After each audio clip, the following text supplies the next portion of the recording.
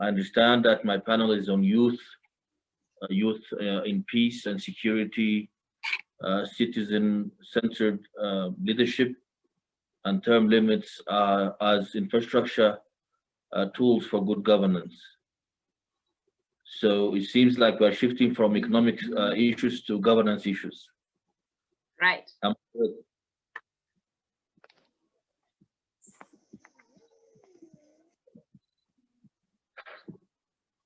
Dear moderator and colleagues, participants, as many of you are aware, the African heads of the state and government declared 2020 as the year of silencing the guns in Africa.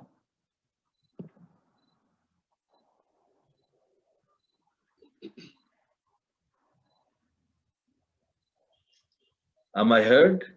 Yes, I know it's the network issue that is the problem. He's now calling from Ethiopia, so I guess what we've been discussing is now coming on the discussion. So network is going to be back forth, and we shall just take it as it is, Ambassador. So I'm good to go, huh? Yeah, sure. Conference. Thank you very much. Once again, dear moderator and colleagues, thank you very much for inviting me to be part of this session. My contribution will focus on peace and security and youth contribution to silencing the guns. That will also have a political dimension, but also to some extent, it also have an economic dimension. Simply investments, economic growth cannot happen if there is no peace and security on the ground.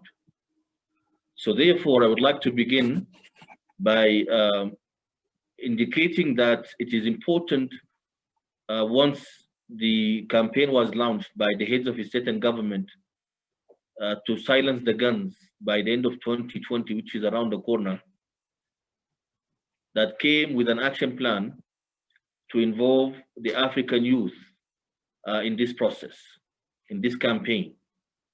And the reason for involving the African youth in this campaign is simply because the youth are the majority in Africa. Africa is a youthful continent, as we all know, and the African youth population amount to almost 65% of the total population. So therefore, Africa cannot prosper, Africa cannot be united and develop without the participation of youth in this campaign of silencing the guns in Africa. In addition to that, it's important to also indicate many other issues related to the need of involving youth in this process. Youth, in many cases, are those who are carrying the arms when there is any conflict in any part of Africa.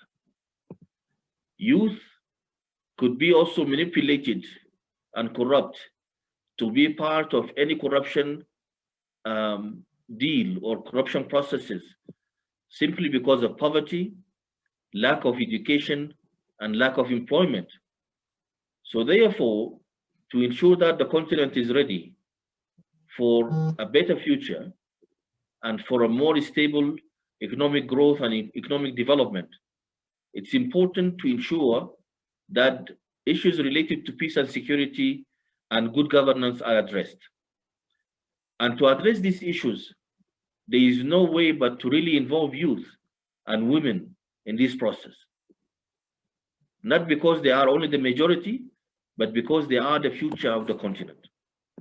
Good governance cannot happen if the youth are not involved in the governance process. Youth are the voters who bring officials and governance officials to offices, but also youth, they have the authority by exercising these votes to remove corrupt officials from offices, and also to restrict officials from extending terms beyond the terms that are allowed in in any constitution in any African member states. So therefore, the role that could be played by youth is extremely important. And therefore, we need to really engage youth in all of these processes and allow them to be part of this process. Otherwise, the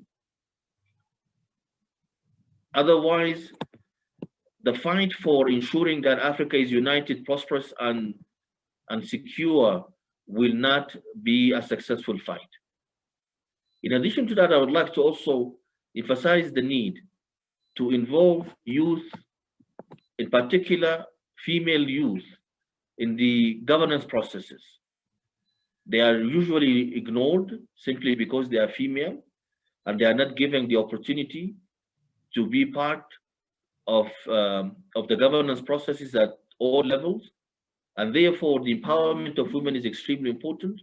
And this is one of the programs or one of the strategies that the African Union as a continental organization is advocating for.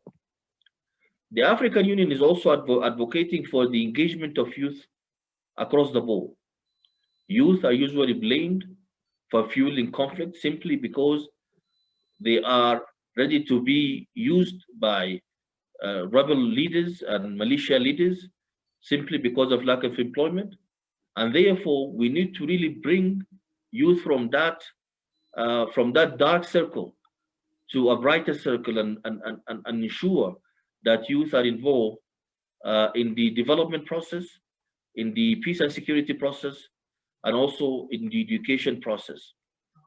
I want to focus on a number of dimensions that will really help in this process to ensure that youth are part and parcel of this campaign, and to ensure that youth are not ignored and that youth are quite involved in the development process that will lead to an Africa that is united, prosperous, and peaceful. One, there is really need to ensure that there is institutionalized platforms for youth engagement. We cannot keep talking about youth engagement without facilitating the development of platforms that can ensure that youth are part of any constructive dialogue that will lead to the development of the continent, and also to build a secure and sustainable peace that will last forever and ever. In addition to that, we need to really ensure that there are some programs that are by youth for youth.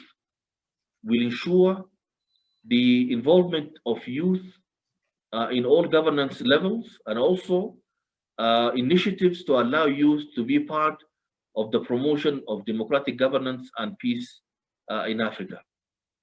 Youth in Africa, particularly, they need capacity building that will help them to unleash the skills and the knowledge that they have accumulated and have developed, and also to reshape the participation based on knowledge and information sharing, which will allow, of course, for better participation of youth.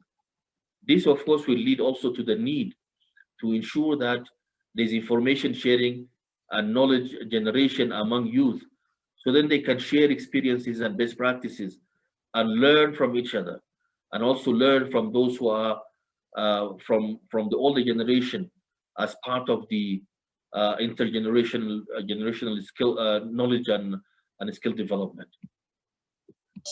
Within the youth, there is need to develop networks that will also allow the youth to be part of the policy development and policy formulation that will, of course, ensure that Africa is united, and Africa is peaceful, and Africa is developed. In conclusion, I would like to say that it's important today we discuss issues related to youth from all perspectives to make sure that the youth are part of this movement to silence the guns in Africa. Thank you very much.